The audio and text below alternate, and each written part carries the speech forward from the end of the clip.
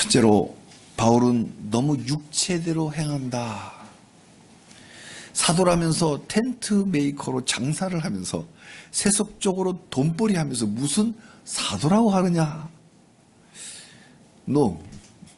바울의 무기는 세속적인 자랑이 아니라 하나님의 능력에 있었습니다.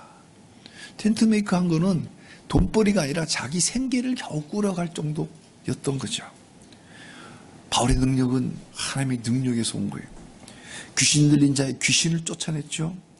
병든 자에겐 기도뿐만 아니라 바울의 손수건만 갖다 얹어도 병이 낫는 그런 강력한 능력, 죽은 자도 살려내는 그 바울의 놀라운 무기는 세속적인 파워가 아니라 하나님의 능력이었습니다.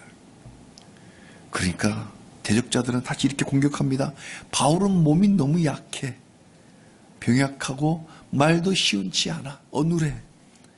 이렇게 어리석은 사람이 어떻게 사도라고 할 수 있겠어? 그러면서 고린도교에서 쫓아내려고 했습니다. 생각해 보세요. 고린도교에 그 바로 아테네잖아요. 아테네. 플라톤, 크리스톤, 아리스토텔, 유명한 철학자들이 있던 그 시절 그때거든요. 그러니까 얼마나 똑똑한 사람이 많고 변증하기 얼마나 발달됐겠어요. 맑게나 하는 사람들이라야 리더라고 그러는데 바울이 말을 들어보니까 택도 없거든. 무슨 사도냐 이렇게 공격을 해댔습니다. 그렇지만 바울은 편지의 파워풀한 그 말씀 그대로 살았어요. 말씀 그대로 살아난 언행일치한 진짜 사도였습니다. 말만 번지르라고 뒤에 사생활을 엉망인 그건 가짜들이죠. 말과 행동이 그 다른 사기꾼들이 바로 자신들인데 거꾸로 정상적인 하나님의 종을 내쫓아내려고 했습니다. 이제는 셋째로 사도라면 남다른 판타지, 거룩한 판타지, 그 환상을 보며 하나님으로부터 계시도 받아야 하는데 바울은 그저 평범한 약한 사람에 불과하니 사도가 아니라고 고린도 교회 성도들을 선동하고 있었습니다. 그래서 바울의 편지에 오늘 본문 12장이 기록된 거예요. 바울의 12장의 말씀이 써진 게 이런저런 공격을 해도 일부 고린도 교인들은 휩쓸려 갔지만 고린도 교회 주 성도들 주 무리가 완전히 넘어가진 않으니까 마지막 일격을 가하려고 봐라 저 바울은 판타지도 없어. 계시도 없어. 누구한테 사람들한테 배운 거야. 어깨 너머 배워가지고 있는 척하는 거야. 이렇게 공격을 하니까 갈라디아서에서도 말씀을 했지만 고린도 교인들이 직접 편지를 주면서 12절에 이렇게 썼어요. 1절에 이렇게 시작하죠. 무익하나마 내가 부득불 자랑하노니 주의 환상과 계시를 말하리라. 그동안 이야기를 안 했거든. 내가 어떤 환상을 받고 말을 안 했지만 그런 어떻게 보면 자랑질일 수 있고 팩트지만 듣는 사람에 따라서 오해할 수도 있고 그래서 이게 결국 유익하지 않기 때문에 내가 말을 하지 않았는데 하도 공격을 해대니 내가 어쩔 수 없이 말을 하겠다. 바울은요 사실 그 어떤 사도들보다도 더 많은 환상과 더 많은 계시를 받았어요. 사도라는 말이 무슨 말이냐? 우리말로 하는 사자예요. 사자, 대사, 외교관, 그죠? 그날의 집권자를 대신해서 나간 특사, 요즘도 뉴스에 특사란 말 많이 하잖아요. 그걸 옛날에 사도라고 그랬어요. 누가 보면서 예수님이 보낸 사람이 사도야. 그래서 예수님의 12 제자가 사도예요. 다른 사람 사도 아니에요. 직접 보낸 사람만이 사도입니다. 근데 바울은 예수님이 직접 보내질 않았거든. 예수님과 함께 우리 사복음서에 바울이 나타나지 않잖아요. 근데 다메섹 도상에서 예수님 직접 만났고 그때 네가 나를 증거하는 증언을 해라. 보내셨기 때문에 13번째 사도입니다. 물론 가룟 유다 말고 대신한 그 12번째 말고는 13번째 예수님부터 직접 파송받은 사도가 분명합니다. 그래서 그 다른 제자들보다도 물론 수제자 베드로도 많은 환상과 계시를 받았고 거꾸로 매달려 순교하는 그런 엄청난 업적을 남겼지만 사도 바울은 그 누구보다 많은 환상과 계시를 받았습니다. 그러나 바울은 깨달은 게 있어요. 이런 놀라운 신적 경험들, 이 신비한 경험들, 이런 것들보다 나의 약함을 알고 주의 은혜 안에 있는 것이 더 중요하다는 걸 알았어요. 내가 이렇게 놀라운 경험을 했노라, 그것보다 더 중요한 건 내가 주님 안에 있는 것이고, 주님 안에 있으려면 내가 약한 걸 알아야 돼요. 내가 강하다면 주님 필요 없어요. 충분히 돈이 있으니 주님 필요 없는 거예요. 그게 아니라 내가 약하고 늘 주님 없이는 한시도 살 수 없는 걸 깨닫는 이 은혜가 더 중요하다. 그래서 바울은 그 누구보다도 강력한 하나님의 능력을 발휘했지만 진짜 강력한 능력은 내가 약할 때 나타난다는 걸 잘 알았어요. 그래서 오늘 본문을 약할 때 강함 되시네 라는 제목으로 말씀 증거할 때에 동일한 은혜로 충만하시기를 바랍니다. 바울은 자신이 경험한 그 신비한 환상과 계시들을 평소에 자랑하지 않았습니다. 그 대신 그러한 경험들을 하나님 나라를 전하는데 증언했을 뿐입니다. 그런데 비열한 사기꾼들이 교회에 잠입해서 바울은 환상 체험조차 없는 평범한 사람이니 교회의 선생이 될 수 없다. 교회의 교부가 아니다. 그러니까 따르지 말라. 그렇게 성도들을 이렇게 선동했습니다. 그래서 어쩔 수 없이 거기에 또 혹하게 넘어가는 순진한 우리 성도들이 있으니 순진하게 넘어가지 말라고 팩트 체크를 하는 거예요. 어쩔 수 없이 내가 받은 환상과 계시를 편지에 기록했습니다. 2절에 뭐라고요? 셋째 하늘에 이끌려 갔다.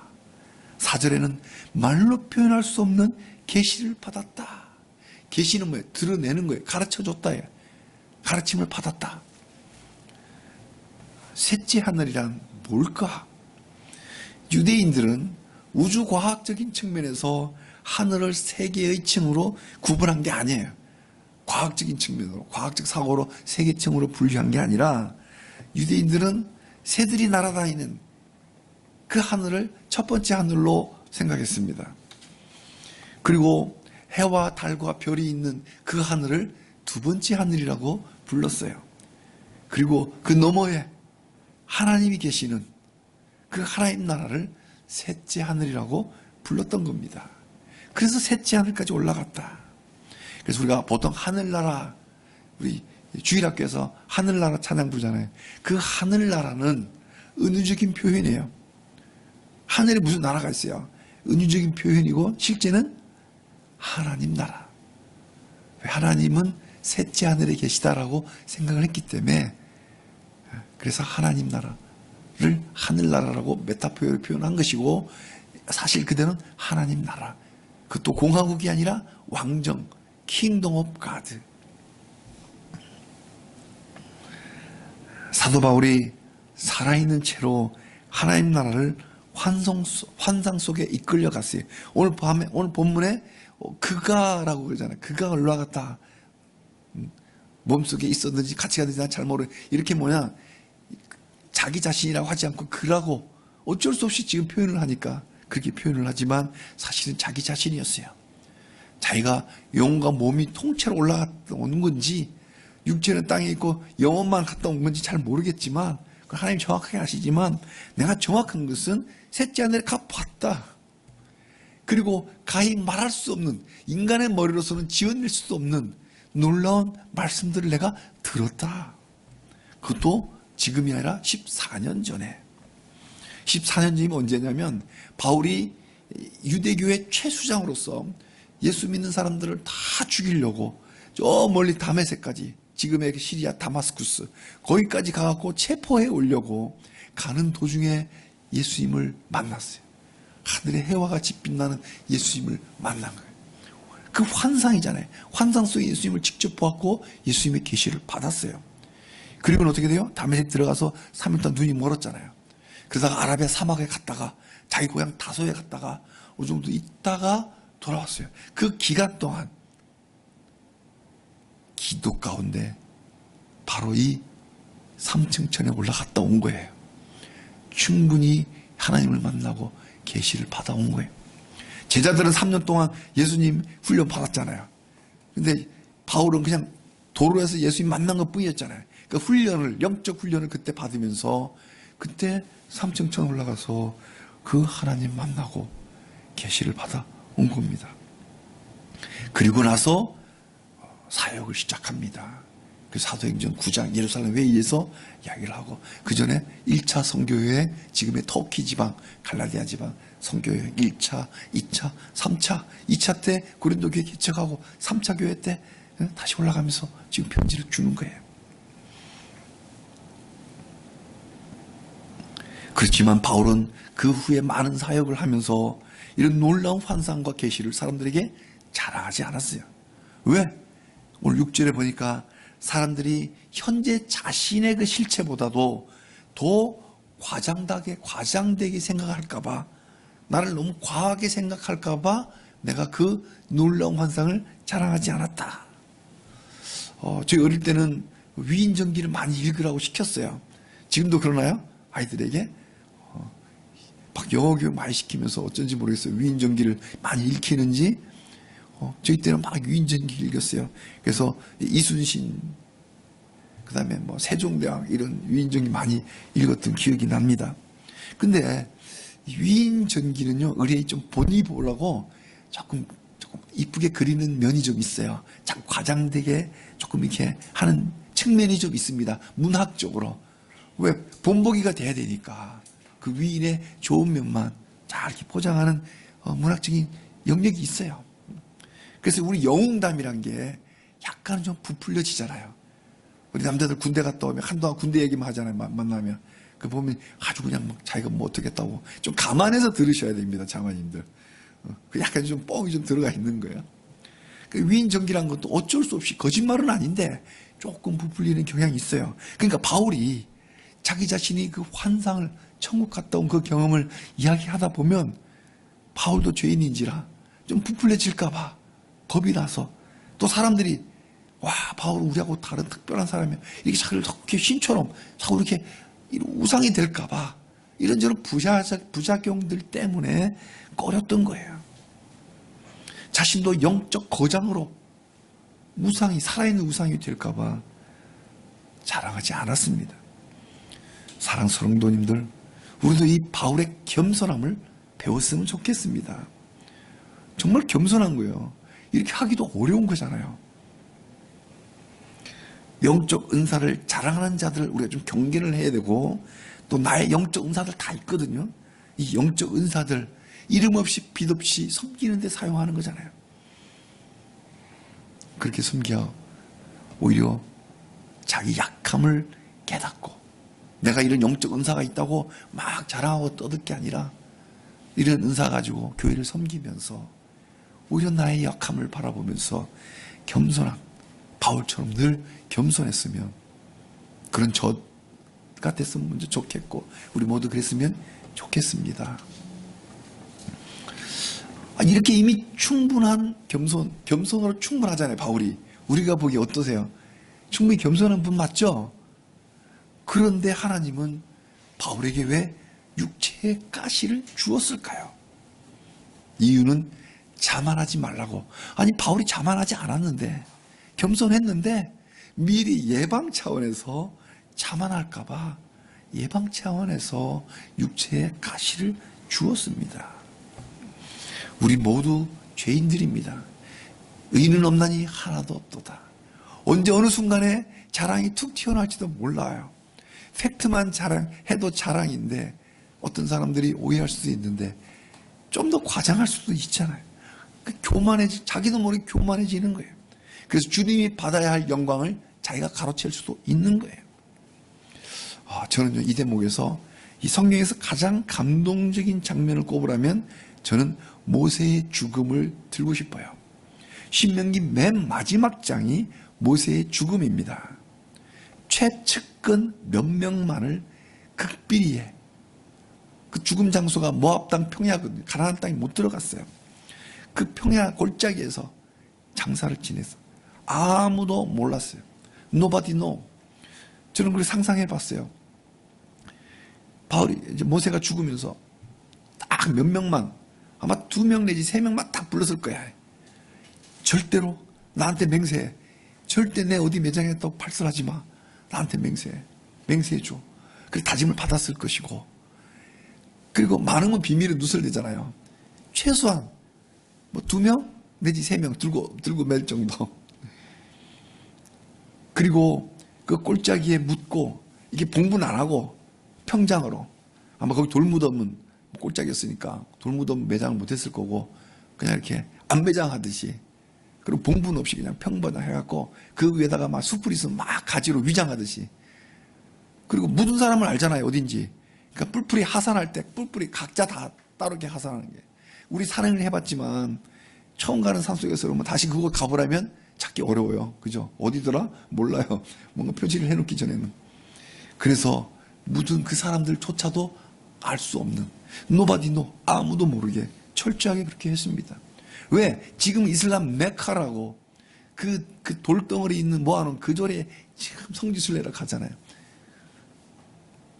그리고 그 순교한 곳은 그 자리마다 전부 교회를 지어갖고 성당을 지어갖고 성지라고 막 만들어 놓고 막 그렇게 하는데, 모세는 지금도 예루살렘, 제가 성지순례 예루살렘 못 가봤는데 거기 다 교회를 다 세워놨거든요.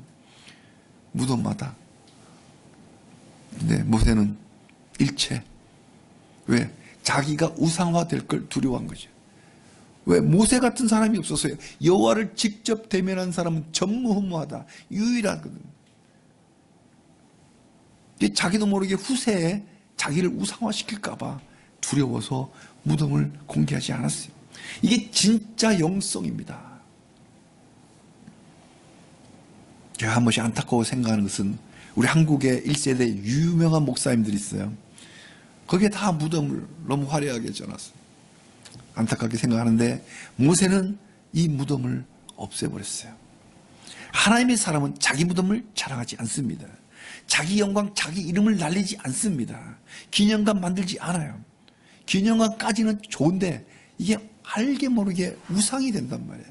이게 우리 약한 모습이에요. 우리 인간들. 자기 나라가 아니라 하나님 나라를 위해서 살아갑니다.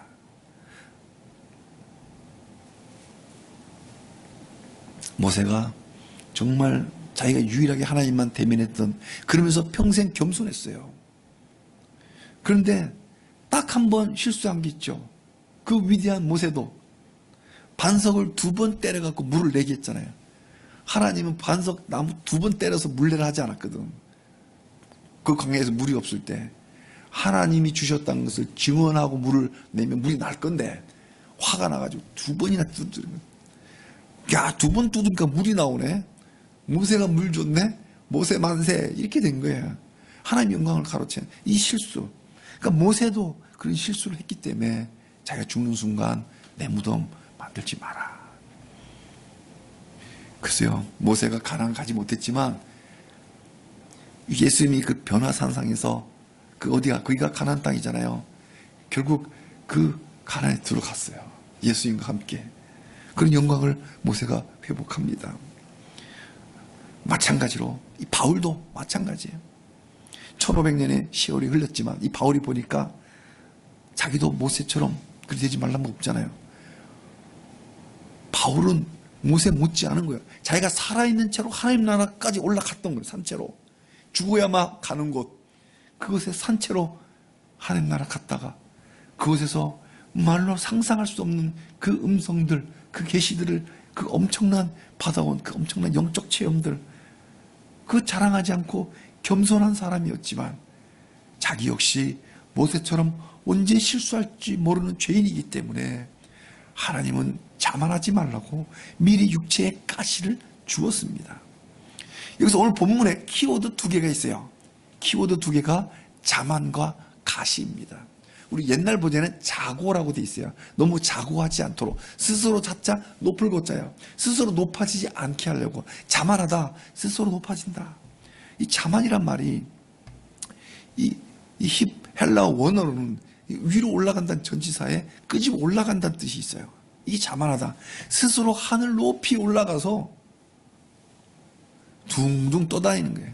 어떤 사람 보면요, 비전에 가득 찬 사람은 그냥 저 사람은 둥둥 떠다닌다 이렇게 이야기도 하잖아요. 그렇지 않나요? 아주 그냥 꿈에 부풀러 있는 사람은 둥둥둥 떠다니는 것 같아. 늘. 그러니까 자기가 너무 높아져서 둥둥 떠다니는 사람, 자기가 둥 떠 있으면 어떻게, 사람들이 어떻게 돼요? 알로 보이잖아요. 아래로 보이잖아. 그러니까 교만해지는 거예요. 지금도 교만한 사람은 저 사람 하늘을 찌르고 있다 이렇게 이야기 하잖아요. 그렇게 자만하지 말라고.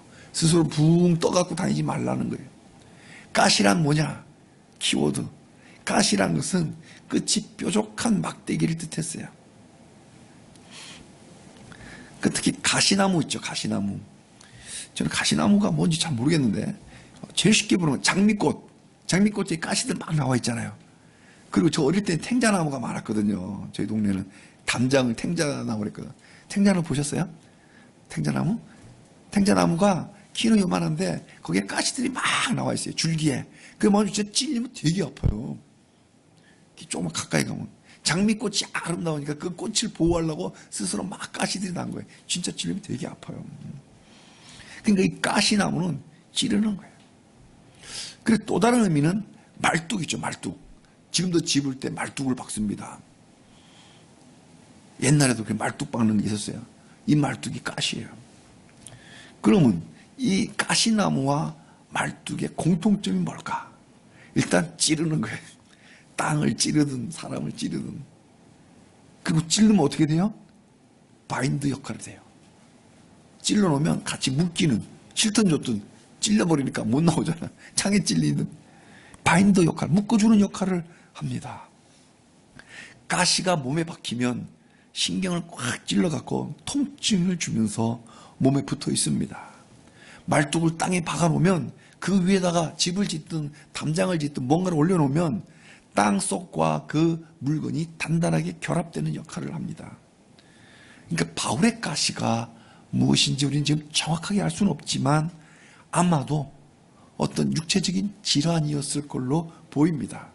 어떤 학자들은 눈에 질환이 있었다 말이지만 이 몸에 뭐 왜 이렇게 아파 보면 칼로 찌르는 것 같은, 이렇게 창으로 도려내는 것 같은, 콕콕 찌르는 이런 통증들 한 번씩 느껴봤잖아요.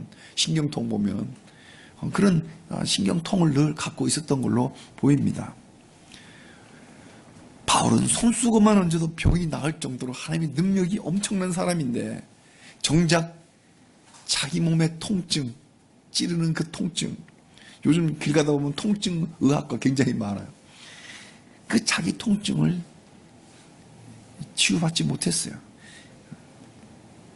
하나님이 일부러 두신 가시니까 3번 기도해도 응답받지 못하는 그 통증을 평생 달고 살았습니다. 우리 인물하면, 성경의 인물하면 구약하면 모세, 신약하면 바울이라고 할 정도로 이 바울은 영적 거장이 틀림없음에도 육체적으로는 그렇게 삶의 질이 양호하지 않았습니다.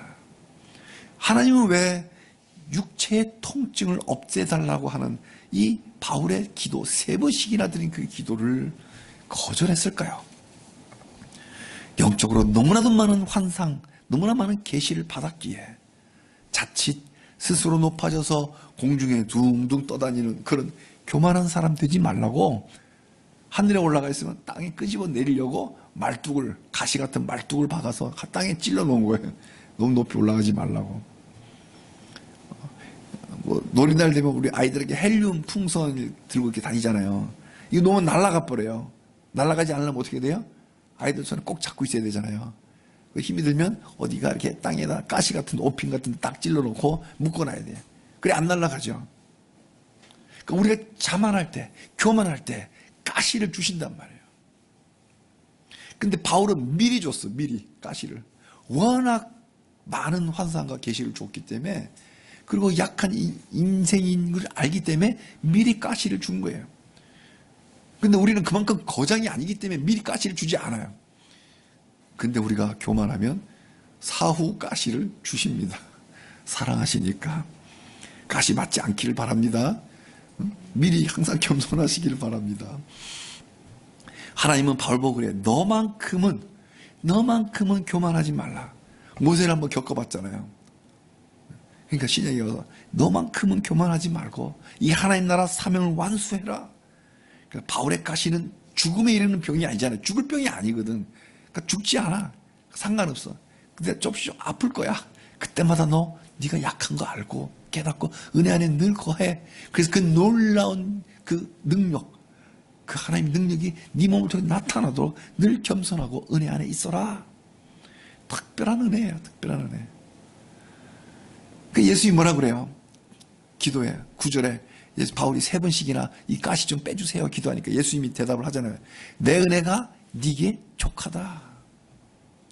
자기는 가시 찔려갖고 나 너무 불행해요 막 이렇게 하더라도 너 은혜 충분한 거야. 내가 은혜 다 줬어. 내 은혜 너한테 충분해. 내 은혜가 네게 족하다. 이게 뭐야? 내 은혜는 뭐야? 예수님이 주신 하나님의 은혜, 예수님의 은혜가 너에게, 바울에게 족하다. 내 능력이 신의 능력, 신적 능력, 예수님의 능력이 네가 약한 데서 내가 온전해진다. 바울이 이걸 깨달았어요. 엄청난 신비를 경험했음에도 하나님의 능력은 육체에서가 아니라 믿음과 기도에서 나온다는 걸 아는 거예요. 그러니 땅의 것은 자랑할 게 하나도 없다. 그래서 내가 그리스도 외에는 자랑하지 않겠노라. 모든 것을 배설물로 여기노라. 글로 번역하면서 배설물로.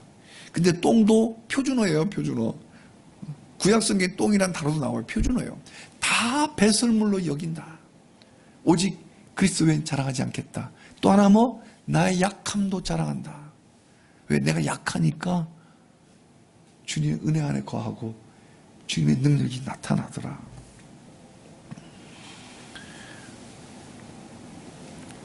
우리도 땅의 것 자랑하지 맙시다.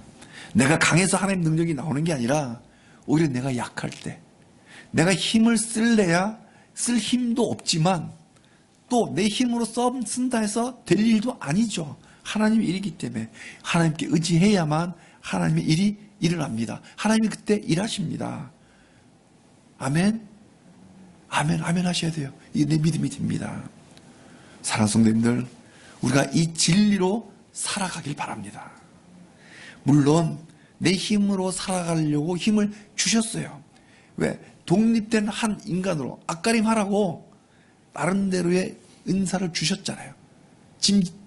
짐이 되지 말라고, 가치 있는 삶을 살라고 각자 은사를 주셨어요. 그러나 그 약간의 힘으로 오만해져서 하늘을 찌르는 죄를 반복하지 말자고요. 내 힘도 나로부터 나온 것이 아니라 하나님 주신 거예요. 그래서 항상 하나님을 의지해야 합니다. 우리 인체를 해부학적으로 알면 알수록 하나님의 그 창조의 솜씨가 정말 신묘막측하십니다. 우리가 의사가 아닌 다음에야 우리가 평소에 인체의 해부학적 그 구조를 잘 이해도 하지 않고 관심도 없잖아요. 근데 아파보면 압니다. 아프면 자기 몸 자기가 잘 알아요. 의사야 그 통증 자기가 안 느껴보죠. 그 통증은 환자가 느끼잖아요. 아파보면 알아요. 걷는 것도 하나님의 은혜다. 신경 한 가닥만 눌러도 걷지를 못한다. 신경 하나 잘못되면 전신마비 되는 건 한순간이에요. 그러니까 사지 멀쩡하게 건강한 것도 정말 크신 은혜예요. 그리고 또 설사 또 어디 한 곳이 아파서 장애가 있다고 하더라도 그 또한 하나님의 은혜이다. 그러니 우리 삶이 특히 힘에 버겁다고 너무 지친다고 불평하지 말고 그 또한 하나님의 은혜 아래 있는 겁니다. 내 은혜가 네게 족하도다. 내 능력이 너의 그 약한 가운데서 온전하게 나타난다. 이걸 깨닫고 우리가 상황이 어떠하든 하나님을 찬양한다면 그때 하나님의 능력이 역사합니다. 그래서 바울은 자신이 약할수록 하나님의 강하심을 경험했습니다. 바울이 얼마나 약했을까요? 11장 23절부터 잘 나타납니다. 고린도 교인들은 다 몰랐으니까 쭉 말씀을 하세요. 억울하게 감옥살이도 했고 매도 수없이 맞아 여러 번 죽을 만큼 맞았다. 구타라는 게 요즘 인권 생각하면 상상해야 됩니까? 그 당시에 우리의 위대한 사도 바울이 매도 수도 없이 맞았다는 거예요. 얼마나 많이 맞았냐면 40대에 하나를 감한 매를 5번 맞았다. 유대법에는 사람이 이 벌로 매를 칠 때 너무 많이 맞으면 맞아 죽거든요. 그래서 죽지는 말게끔 하려고 40대 이상 못 때리게 했어요. 그래서 실제 실행은 40대까지는 때리게 돼 있는데 실행은 39대까지 때립니다. 한 대를 더 은혜를 준 거예요. 근데 말이 그렇지 참 빠따 이게 49대 맞아요. 우리나라도 옛날에 태형 때렸잖아요. 볼기짝 딱 엉덩이를 옷 내펴놓으면 그것도 보호가 된다고 딱 볼기장에 때렸잖아요. 이런 매를 5번 맞았다고요. 그 태장을 3번 맞았고 한 번 돌에 맞았어요. 돌 생각해보세요. 이만한 돌을 한번 맞아보세요. 이거 다 부서질 거 아니에요. 그렇게 죽을 만큼 매를 맞았다. 전도 여행을 하면서도 수많은 위험을 당했어요. 지금처럼 교통이 편리한 그런 여행길이 아니잖아요. 배가 3번이나 파손당했어요. 배가 침몰하면 다 죽는 거잖아요. 3번이나 파손을 당하고 강과 바다와 그 광약길의 그 위험을 언제 강도들이 때강도가 나타날지 모르잖아요. 그리고 배신도 많이 당했어요. 수고하고 애쓰며 잠 못 이루는 밤도 여러 번 있었어요. 먹지 못해서 배고픈 고통. 우리의 바울 사도가 배가 고팠다니까. 배고픈 고통. 죄송하게도 저는 돈이 없어 밥을 못 먹은 적이 한 번도 없었어요. 그래서 이 배고픈 고통을 제가 어떻게 경험을 안 해봐서 표현을 못 하겠어요.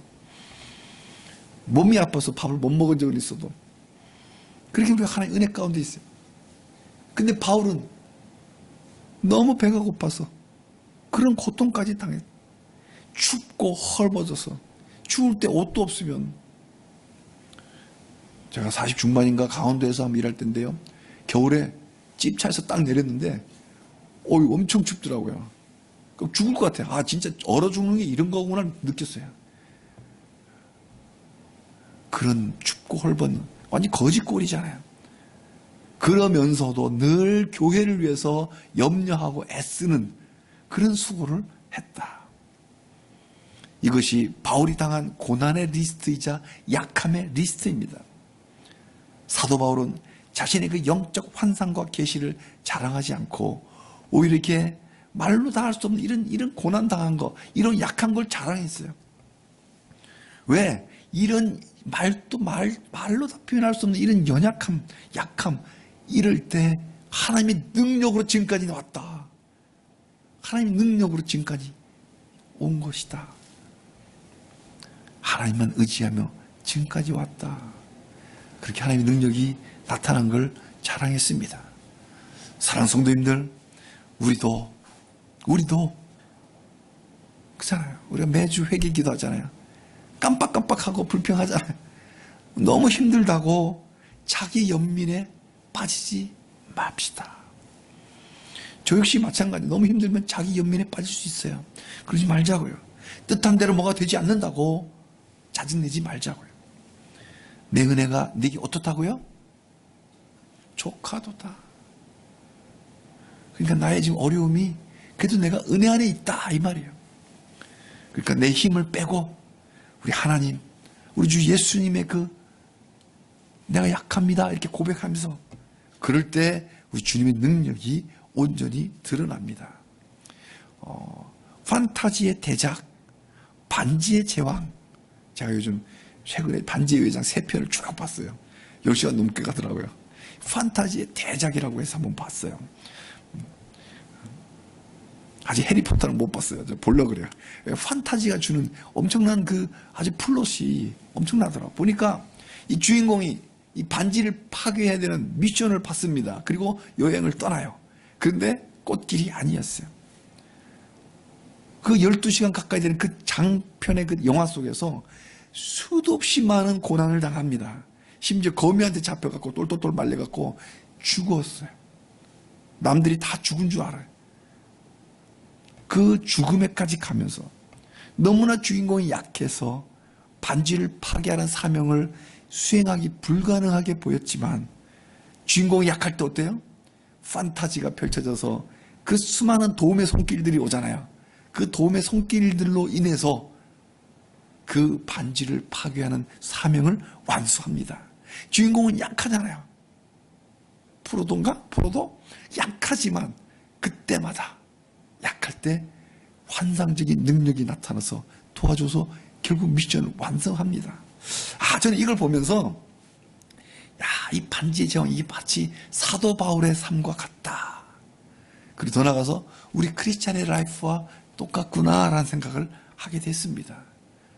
우리가 어려울 때 판타지가 나타나 도와주듯이 우리 주님의 능력이 나타난다예요. 우리가 약할 때 주님의 능력이 나타나 우리를 그 하나님의 비전을 이루어가는데 사용하십니다.